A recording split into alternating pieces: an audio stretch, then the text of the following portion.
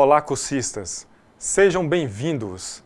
É um prazer estar aqui com vocês. Meu nome é Edinifredo dos Santos Borborema. Trabalharemos a disciplina de Programação 1. Peço que em nossas aulas vocês estejam munidos de papel, caneta, para quando surgir alguma dúvida, vocês anotem e depois apostem no nosso fórum, Tira Dúvidas. Já aproveitando a oportunidade para dizer que vai haver um fórum de dúvidas para cada uma de nossas aulas. Então postem as dúvidas no fórum pertinente à aula. E para que tenhamos um bom resultado, será necessária a dedicação de vocês nos estudos e atividades da sala virtual. Mas também é muito importante que vocês leiam todas as apostilas. Vamos começar! Bem, em nossa apostila temos alguns conceitos que vão ajudar a entender o que é programação. Conceitos relativos à lógica, algoritmo, dados, informação, processamento de dados e lógica de programação. Estes conceitos e observações objetivam uma sugestão científica aos temas propostos. Inicialmente, a representação de soluções de algoritmos será a descrição narrativa, na qual passos de resolução são expressos em linguagem natural, como se fossem regras para a utilização de determinado aparelho, um manual.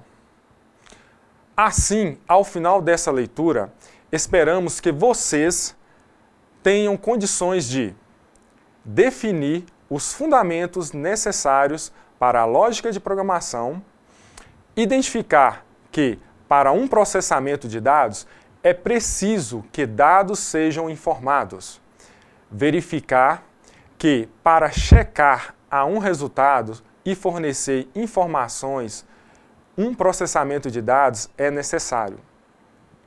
Vamos começar nossos estudos aprendendo sobre lógica. Você já ouviu falar em lógica? Não? Mas certamente já ouviu alguém falar ou responder algo do tipo: é lógico que eu sei, ou é lógico que isso não daria certo, não é? Mas será que, quando damos uma resposta assim, estamos tendo pensamento lógico? Você saberia dizer o que é lógica? A lógica é uma ciência de índole matemática, fortemente ligada à filosofia.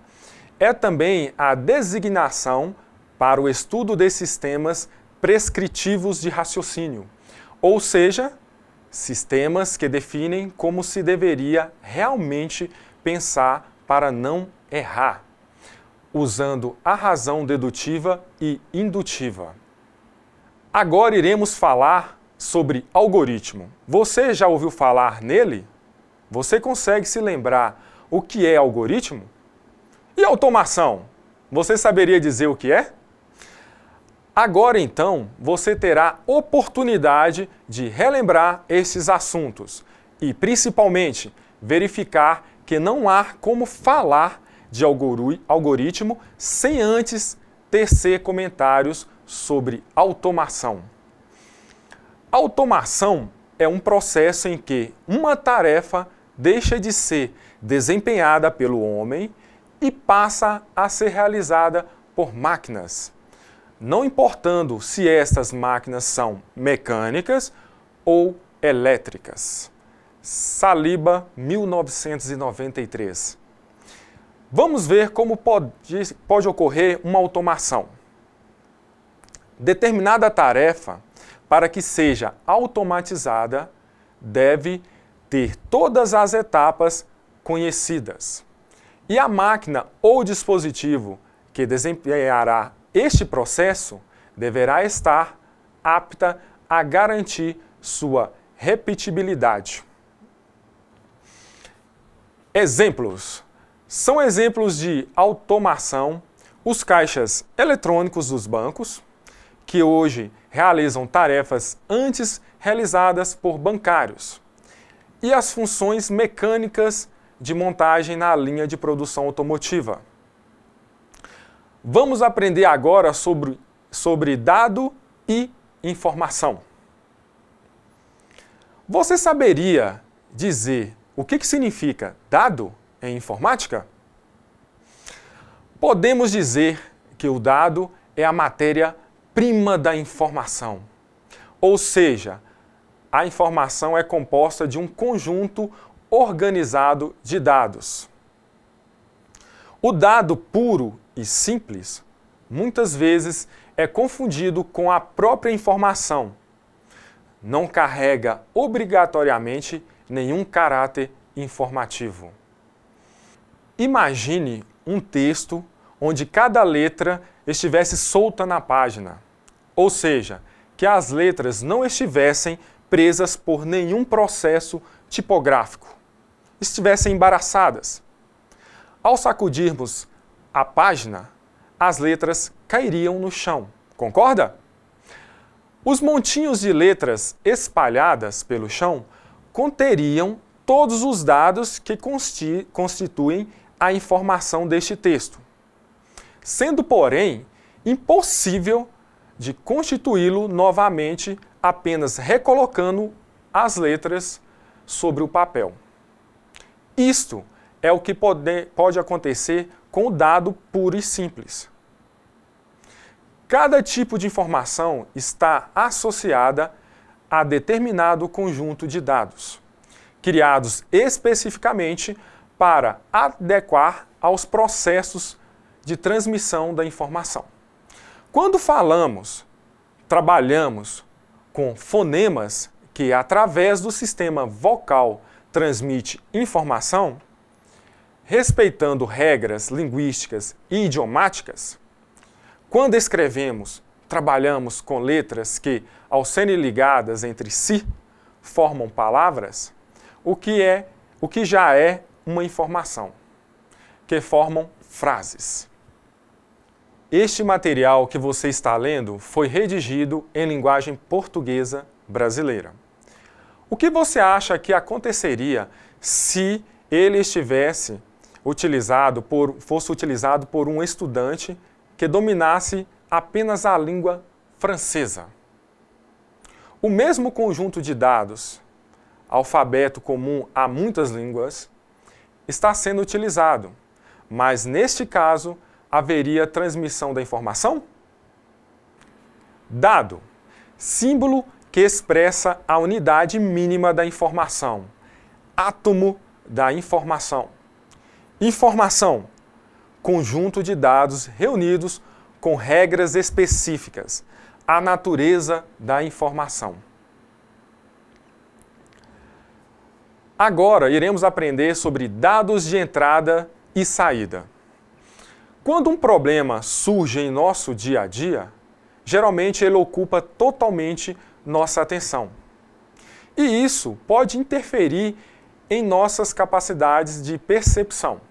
Imaginando um aluno que não estudou e tirou uma média baixa na avaliação, o estudante tem como foco principal o problema. Não há uma preocupação com os dados que levaram àquela situação. Em sua opinião, o que levou o aluno a tirar uma nota abaixo da média? Que ações ou atitudes anteriores colaboraram para que eu obtivesse aquele resultado? Visualizando o problema e os componentes causadores dele, podemos identificar dados que auxiliarão em sua resolução. Há situações em que esta identificação é imediata, apesar de não percebermos. Porém, em situações mais complexas, um exaustivo trabalho de identificação de probabilidades e condições se faz necessário. A estes componentes, probabilidades e condições, damos o nome de dados de entrada, pois é por meio do processamento destes dados, com o uso de um algoritmo, que chegaremos à solução do problema, que gerará uma saída de dados, ou seja, a resposta, informação ou resultado desejado. Vamos aprender sobre processamento de dados. Você saberia dizer qual a relação entre informação e comunicação? Qual o sentido da informação se ela não puder ser comunicada? E qual o sentido da comunicação se não houver informação? A informação pura e simples nada significa se não for transmitida. Ao mesmo tempo, só podemos afirmar a existência de uma comunicação se houver informação para ser enviada. Então, observe os conceitos de comunicação e informação.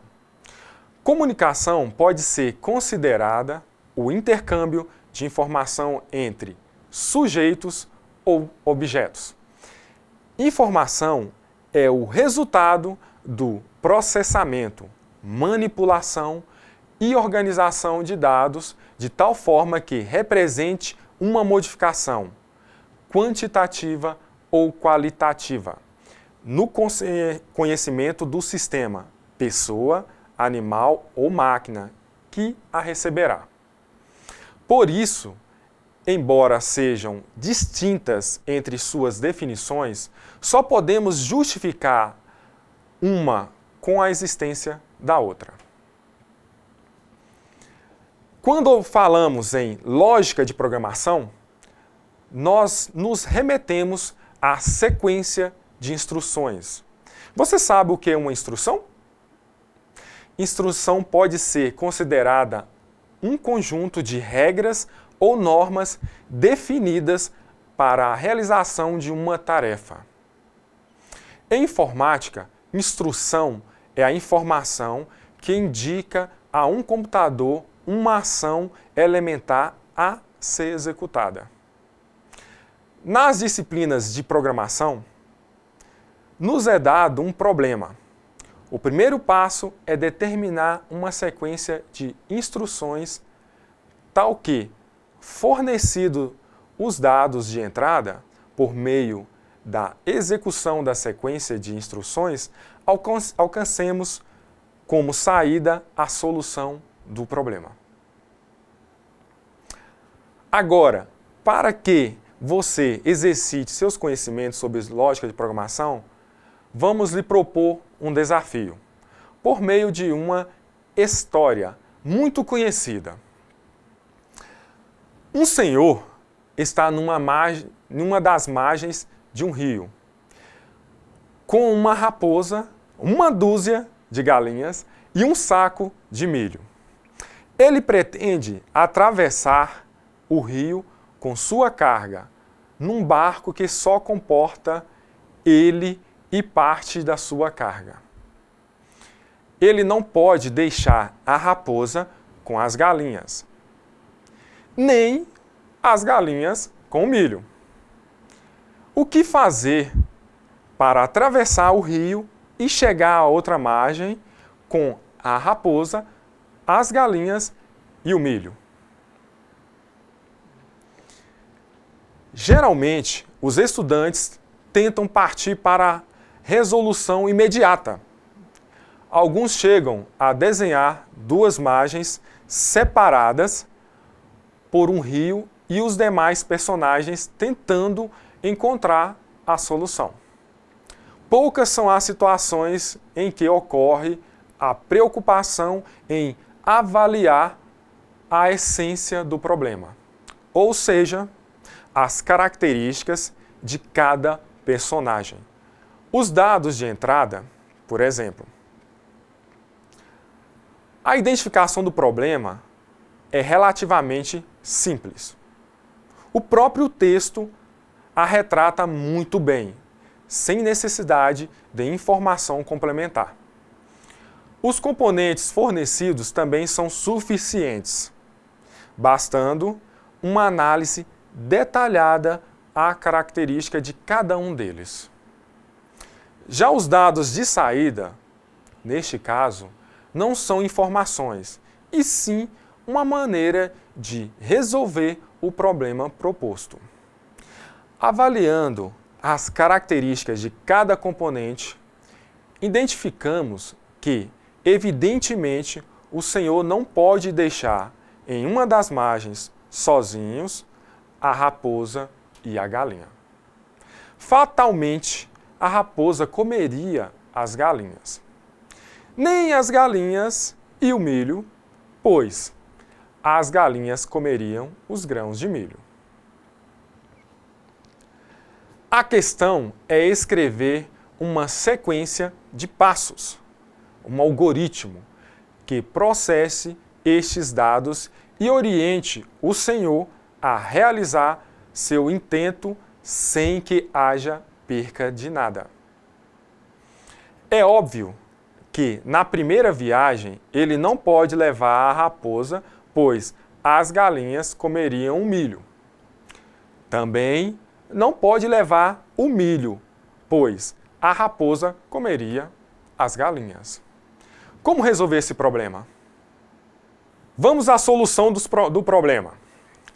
Veja o algoritmo que foi passado, a sequência de passos. Identificado dados de saída para a resolução do problema. Primeiro, você atravessa as galinhas. Retorna para o Tamage sozinho. Pegue a raposa, atravesse para o Tamage, onde estão as galinhas, retorne com as galinhas e atravesse o milho. Retorne sozinho, pegue as galinhas e atravesse para a outra margem. Com isso, finalizamos o problema para o Senhor. Vamos estudar descrição narrativa. O que você imagina que seja descrição narrativa? Ao depararmos com um problema, cuja necessidade de automação é eminente, precisamos ter certeza que o compreendemos e de que sabemos o que se espera da solução para depois, sim, iniciarmos o trabalho de programação. Não há como aceitar uma resposta sem sabermos se ela é a que deseja. Para isso, quando essa situação ocorrer, uma ampla análise do problema em questão se faz necessária. Por meio dessa análise, é possível identificar alguns dos passos que devem ser seguidos e respeitados, para que seja possível a solução do problema. Esses passos compõem a tabela usada para estudo de um problema. Consequentemente, servirão como base para a construção da descrição narrativa de como esse problema deve ser resolvido.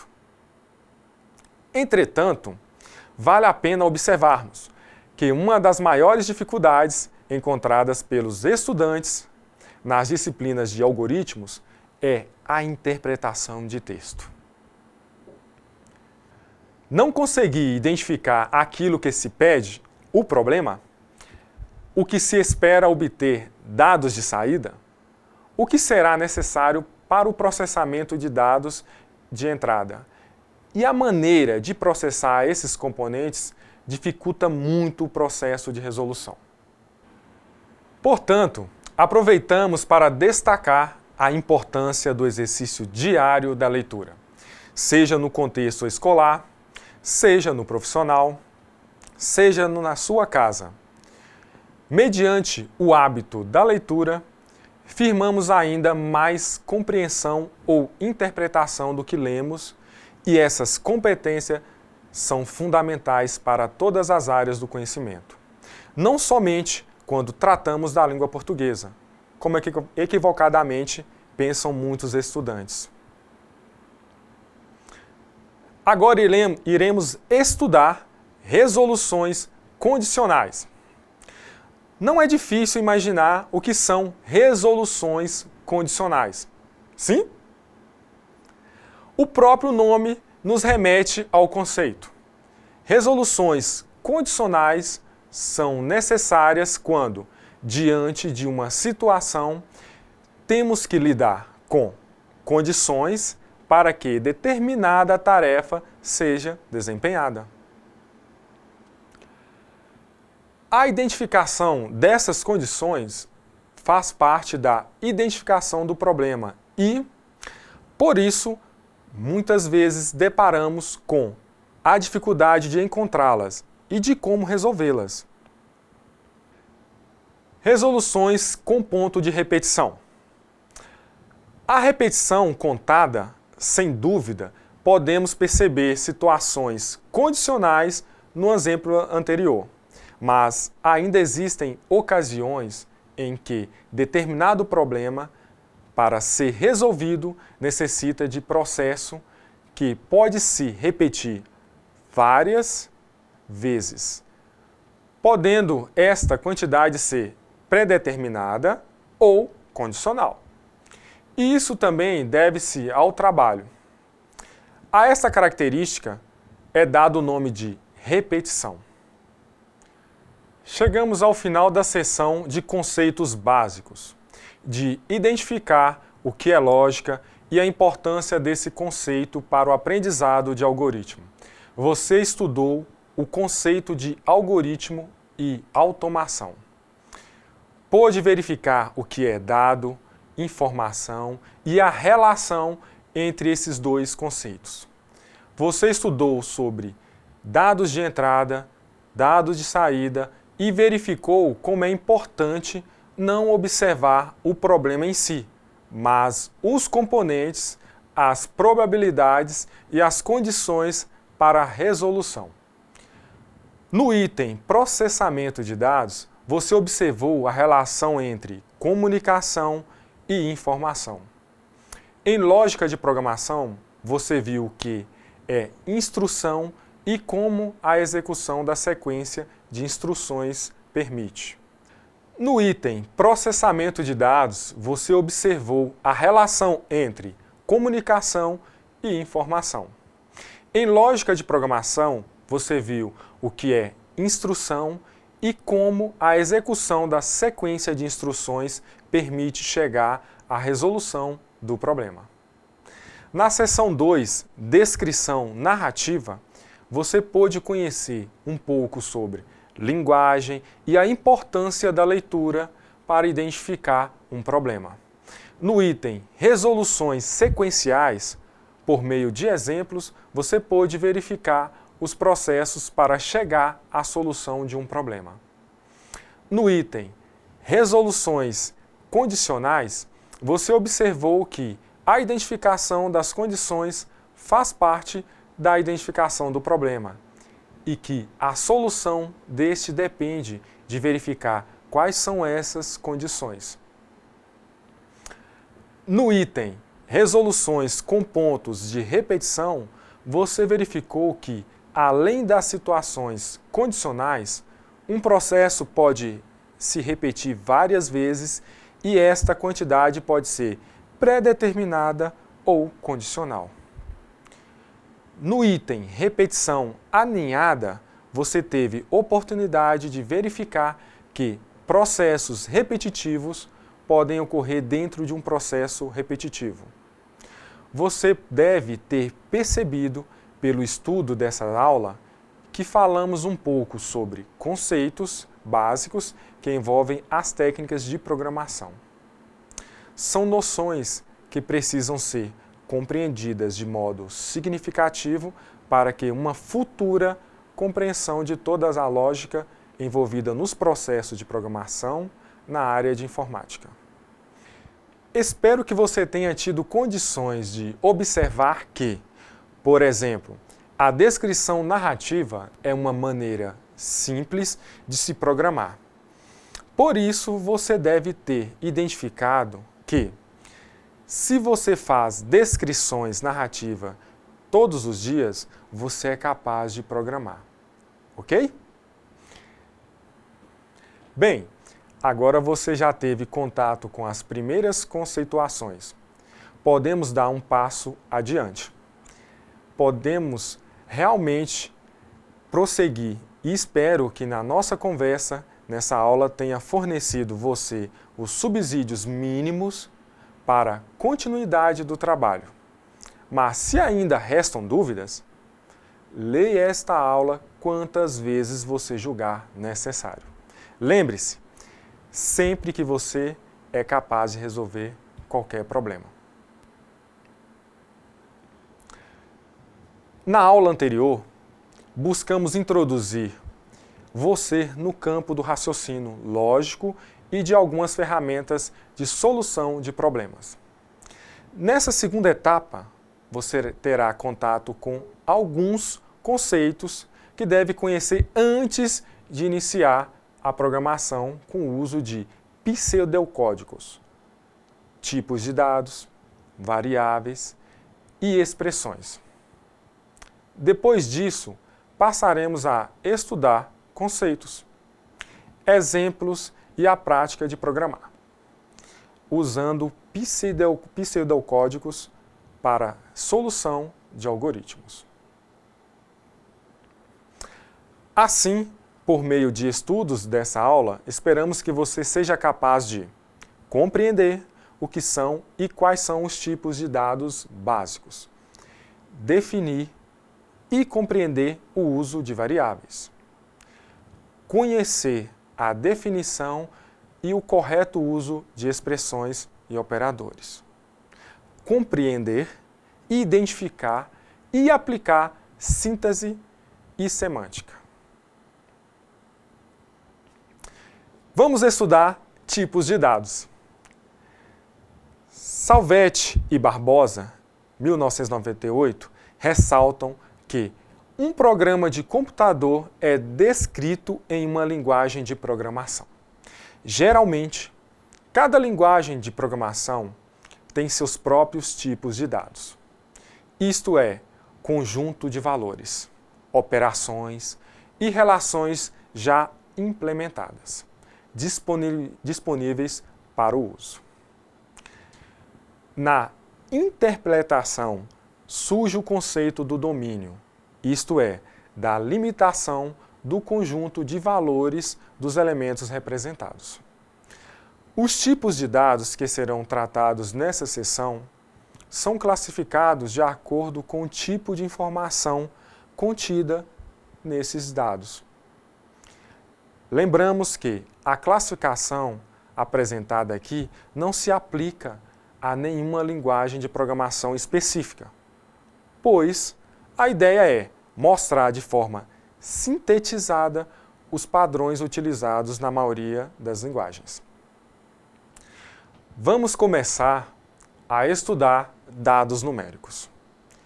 Os dados numéricos são divididos basicamente em dois grandes conjuntos: inteiros e reais. Veremos nas definições que tudo que foi aprendido nas aulas básicas de matemática é totalmente utilizada no conceito dessas duas classes de dados numéricos. Números inteiros são aqueles que não possuem componentes decimais ou fracionários. Podem ser positivos ou negativos. Esse é fácil. Quer ver alguns exemplos? Vamos lá. 36 é um número inteiro positivo. 0 é um número inteiro. Menos 8 é um número inteiro negativo. Os dados de tipo real são aqueles que possuem componentes decimais ou fracionários. Podem também ser positivos ou negativos. Podemos citar como exemplos de dados de tipo real 36.1, 150,77, dentre outros números. Todos são números positivos e reais. 166 é um número real, positivo, com zero, nenhuma casa decimal. Menos 18,8 é um número real e negativo, com uma casa decimal. 0,0 é um número real com uma casa decimal. 0 é um número real com 0 casas decimais. É importante observar que há uma diferença entre 0, que é um dado do tipo inteiro, e ou 0 ou 0,0, que são dados do tipo real. Portanto, a simples existência do ponto decimal ou vírgula serve para diferenciar um dado numérico do tipo inteiro de um real. Iremos estudar agora dados literais. O que é um dado literal? Você saberia dizer?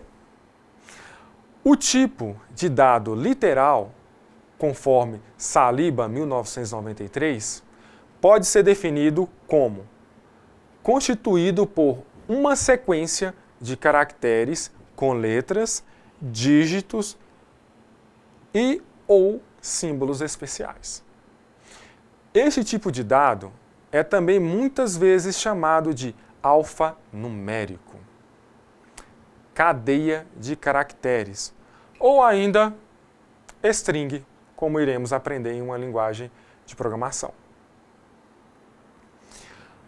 Usualmente, os dados literais são representados nos algoritmos pela coleção de caracteres, delimitada seu início e término com o caractere aspas. É comum em algumas linguagens a diferenciação entre representação de um único dado literal, que é chamado de caractere, por exemplo, a letra A, a letra B, a letra D, F, G, dentre outras letras. E um conjunto de caracteres, chamado de strings. Por exemplo, olá mundo, bom dia pessoal. Note que, no exemplo de caracteres, foram utilizados aspas simples, apóstrofos. Já no exemplo de strings, aspas duplas.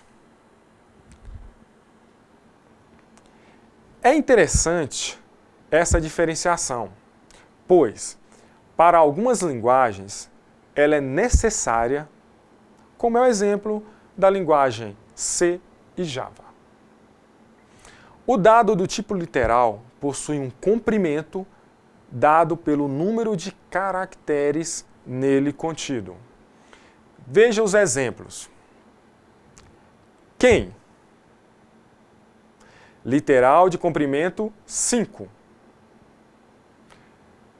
Literal, aspas, aspas. Literal de comprimento 1. Como? Literal de comprimento 4. A, B, C, D, F, G, H, I. Literal de comprimento 9. 4 mais 5 menos 1 igual. Como ele está entre aspas, ele não vai representar um dado do tipo inteiro ou literal. Ele representará um conjunto de caracteres de comprimento 6. 1, entre aspas, literal de comprimento 1. Atenção aos detalhes, hein? Perceba que 1.2, entre aspas, representa um dado do tipo literal, de comprimento 3, constituído pelos caracteres 1.2, diferente de 1.2, que é um dado do tipo real. A diferença está nas aspas. Dado literal fica entre aspas e real vai ficar sem aspas nenhuma. Vamos estudar agora dados do tipo lógico. São caracterizados como os tipos lógicos os dados com valor verdadeiro ou falso. Ressaltando que esse tipo de dado poderá representar apenas um dos dois valores. Ele é chamado por alguns de tipo booleano, devido à contribuição do filósofo e matemático inglês George Boole na área da lógica matemática. Para facilitar a citação de um dado do tipo lógico e diferenciação entre nomes de variáveis, alguns autores / professores apresentam estes valores delimitados pelos caracteres ponto. Como exemplo desse tipo de dado, temos os valores ponto falso, ponto. Para o valor lógico, falso. E verdadeiro ficaria em ponto, verdadeiro, ponto. Para o valor lógico, verdadeiro. Observe que isso não é regra, apenas convenção para alguns. Vamos agora ver sobre variáveis. Lopes e Garcia, 2002, uma variável é um local na memória principal, isto é, um endereço que armazena um conteúdo. Para facilitar a programação, é permitido que demos nomes a esses endereços. Ou seja, você vai escolher um nome para representar uma variável. O conteúdo de uma variável pode ser de um dos vários tipos apresentados em passos anteriores. Pode ser lógico, pode ser numérico, real ou do tipo texto, que é o literal. Para Forbellone e Space, 2000, um dado é classificado como variável quando tem a possibilidade de ser alterado em algum instante no decorrer do tempo, ou seja, durante a execução de um algoritmo em que é utilizado. O valor do dado sofre alteração, ou o dado depende da execução em certo momento ou circunstância. Uma vez definidos os nomes e o tipo de uma variável, não podemos alterá-los no decorrer de um algoritmo. Por outro lado, o conteúdo da variável é um objeto de constantes modificações no decorrer de um programa, de acordo com o fluxo de execução deste. Quando formos dar nome às variáveis, faz-se necessário seguirmos algumas regras. É bom ressaltar que estas regras irão variar de acordo com a linguagem escolhida como ferramenta, mas a grande maioria adota as seguintes regras genéricas. O primeiro caractere é uma letra, é obrigado. Se houver mais de um caractere, só podemos usar letra ou algarismos. Nos nomes das variáveis escritas com letras maiúsculas serão diferentes das letras minúsculas. Nenhuma palavra reservada à ferramenta, ou seja, à linguagem de programação, poderá ser usada no nome da variável. Procure dar nomes representativos para as suas variáveis. Lembre-se de que, ao ler seu nome, é importante saber o que ela contém. As variáveis são definidas no início, pois isso permite a alocação ou reserva de uma área na memória ou endereço para a variável. Outro objetivo da declaração de variáveis é que, após a declaração, o algoritmo sabe os tipos de operação que cada variável pode realizar. Algumas operações só podem ser realizadas com variáveis do tipo inteiro. Outras só podem ser realizadas com variáveis do tipo inteiro ou real, e outras somente com variáveis do tipo caractere, entre outras que serão vistas daqui em diante. Vamos aprender sobre declaração de variável. Para ilustrar uma declaração de variável, é necessário que sejam nominados os tipos de dados que encontramos nos problemas. Vejamos alguns exemplos de tipos já vistos. Inteiro. Pode ser int ou integer. Real. Real ou float ou double. Literal. Pode se chamar char, que representa um caractere, ou string, que é uma cadeia de caractere. Vale lembrar que isso que eu estou falando agora representa os nomes dos tipos de dados em uma linguagem de programação. O tipo lógico pode se chamar em uma linguagem de programação de booleano ou lógico. Neste caso, para renomear os tipos de dados de modo válido, precisamos retomar a premissa de que interpretá-los de um modo correto é fundamental. Que tal observarmos alguns exemplos para tornar ainda mais clara essa ideia? Vamos lá? Sendo dada uma lista de compras com o código quantidade e preço de 8 produtos, faça um algoritmo que escreva o valor total da compra. Olha como é que é simples. Código, tipo string. Quantidade, tipo inteiro, porque quantidade vai ser um número. Preço e valor total será do tipo float. Por quê? Porque será um número fracionário. Ao serem fornecidos um valor a ser pago e uma taxa para a multa, pois o pagamento está sendo feito após o vencimento, calcule o valor da multa e o valor total a ser pago. Vamos criar as variáveis?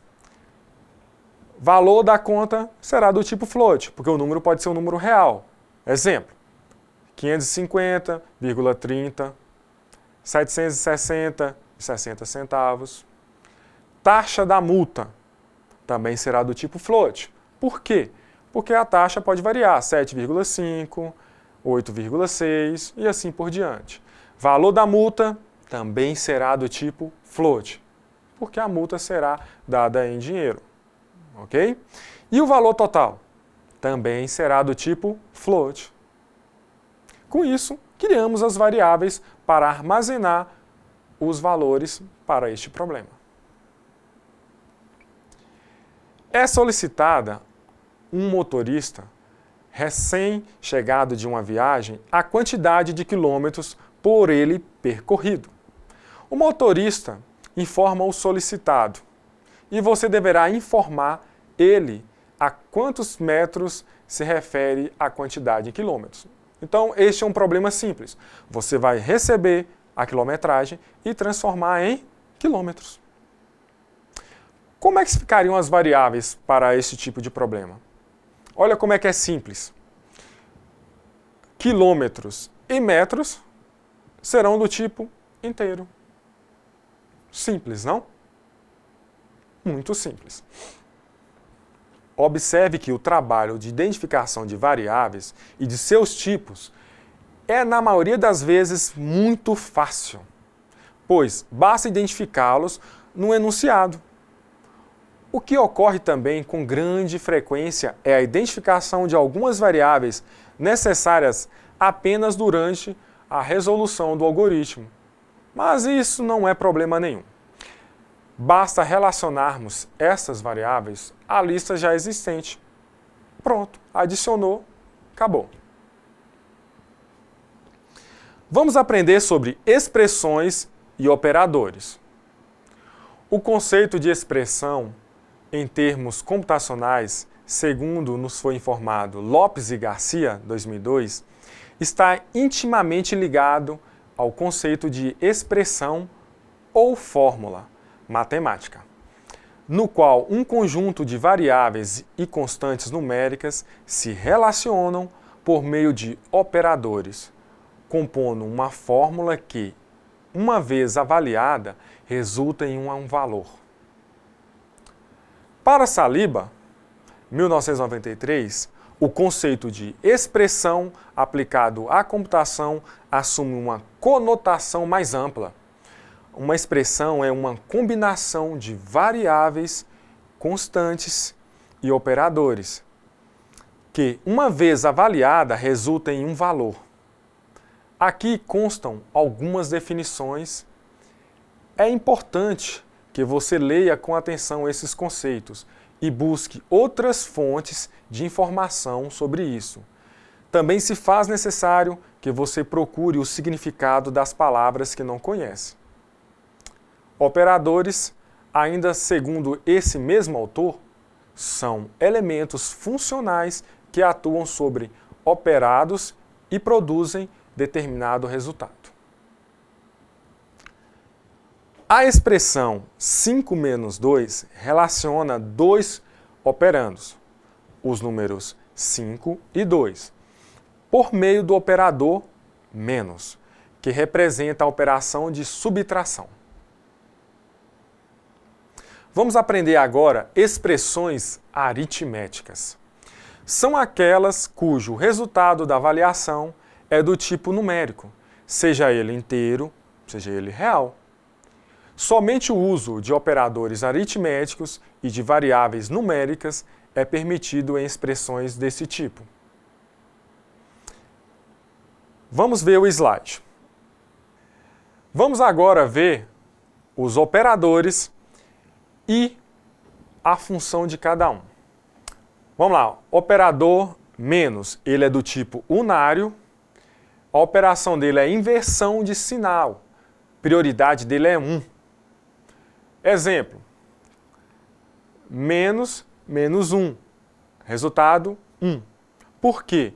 Porque se você pegar menos vezes menos, ele vai dar um resultado positivo. Vamos agora ver o operador unário mais. A operação dele é manutenção de sinal. A prioridade também é 1. Exemplo, mais 1 é igual a 1.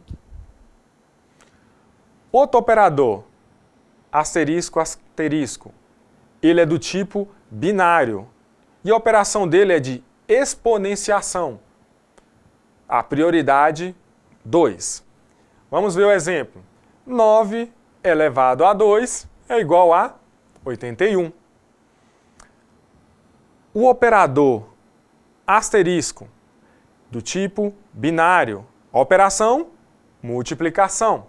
A prioridade será 3. E o exemplo que nós temos é 6 vezes 7, que resultará em 42. Operador barra, tipo binário, que representará a operação de divisão. E a prioridade dele é 3. Exemplo, 8 dividido por 2 igual a 4. Operador mais, do tipo binário, a operação adição. Prioridade 4. 1 mais 2 é igual a 3. Operador menos, tipo binário, a operação subtração. Prioridade 4. 4 menos 5 é igual a menos 1. Pessoal, observem na tabela que eu usei o operador mais e menos na opção binária e opção unária. Vai depender de como ele é empregado. Se ele vir entre dois números, ele será binário. Se vir sozinho, ele será unário. Ok? A prioridade entre operadores define a ordem em que eles devem ser avaliados dentro de uma mesma expressão. Quando há dois ou mais operadores de mesma prioridade em uma expressão, a execução se dá da esquerda para a direita. É óbvio que, se utilizarmos o conceito de agrupamento de operações através de parênteses, isso poderá ser facilmente visto. Bom, meus alunos, e com isso encerramos os assuntos da nossa primeira videoaula.